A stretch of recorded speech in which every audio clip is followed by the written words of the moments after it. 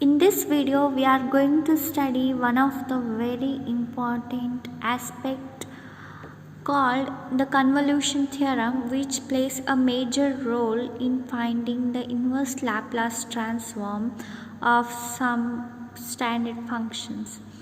So here, before we move on to the convolution theorem, let us study the statement of the convolution theorem. That is, if L inverse of f bar of s is equals to f of t and L inverse of g bar of s is equals to g of t, then L inverse of f bar of s into g bar of s is equals to integral u from 0 to t f of u into g of t minus u into du.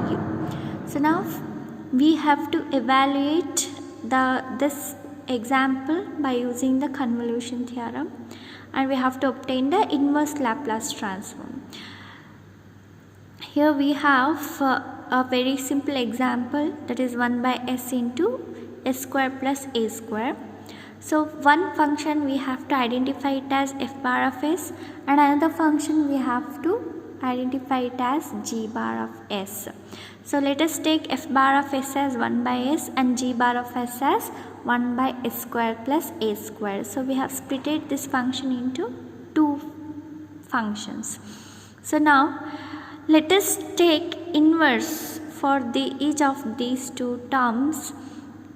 So that will be having f of t. So according to this theorem, first let us find f of t and g of t. After finding f of t and g of t, it will be easier for us to find f of u and g of t minus u. So for that, let us find f of t first. So f of t is given by L inverse of f bar of s, that is L inverse of f bar of s is given by 1 by s, so which will be equals to L inverse of 1 by s is given by 1. So next let us find g of t. G of t is L inverse of g bar of s is nothing but g of t. So g of t is equals to L inverse of g bar of s is given by 1 by s square plus a square. So which will be equals to sin at by a by using the formula. So now let us use the convolution theorem. So we have the convolution theorem, that is L inverse of f bar of s into g bar of s is equals to integral u from 0 to t f of u into g of t minus u into d. So now let us substitute f bar of s and g bar of s. This is our f bar of s and g bar of s, that is 1 by s into 1 by s square plus a square. So which will be equals to integral u from 0 to t. So here we have f of t. So if you want f of u, wherever t is there, replace it by u. Since my f of t is equals to just a constant, so I have kept it as it is. Next I want g of t minus u, and this is my g of t, that is replace t by t minus u to get g of t minus u. So if I replace t by t minus u, I will be having sine, and I have multiplied a inside the bracket, so I will get sine of at minus au by a multiplied with du. So which will be equals to integration of sine at minus au by a is given by cos at minus au the whole divided by a square, and we have the limits u from 0 to t. U from 0 to t, and then let us apply the limits for this particular function. So that will be having 1 by a square is a constant. Let us keep it as it is. So if we substitute upper limit in the place of u, we will be having cos at minus at. So that is cos 0. So the value will be 1 minus, if we substitute u as 0, so we will be left out with cos 80. So the required answer will be 1 by a square into 1 minus cos 80. So let us see one more example. That is the second example. We have to find the inverse Laplace transform of s by s square plus a square by using the convolution theorem, that is f bar of s into g bar of s. So first let us find f bar of s and g bar of s.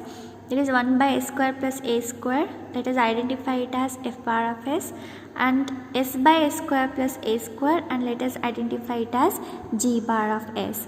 So now let us find first, before applying the convolution theorem, f of t into g of t, where f of t is given by L inverse of f bar of s, so which will be equals to sin at by a, that is L inverse of 1 by s square plus a square is given by sin at by a, and g of t, that is L inverse of g bar of s, is equals to cos at. So by applying the formula, so now let us use the convolution theorem. This is the statement of the convolution theorem, and let us substitute f of u and g of t minus u.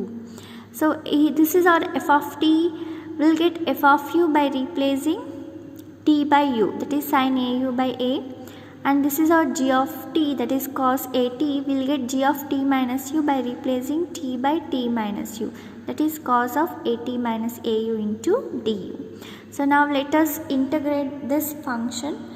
Before that, let us apply the formula of sin a into cos b, and here 1 by a is a constant, let us keep it as it is. By applying the formula of sin a into cos b, we will be having 1 by 2a into integral u from 0 to t sin of au plus at minus au plus sin of au minus at plus au into du. On simplification, we will get 1 by 2a into u from 0 to t sin at plus sin of 2au minus at into du. So now after integration of that term, let us apply the limits, that is u from 0 to t for the first term, and after integrating the second term, let us apply the limit u from 0 to t. After applying the limit, so we will be left out with t into sin at by 2a. Therefore, L inverse of s by a square plus a square the whole square is equals to t into sin at by 2a is the required answer.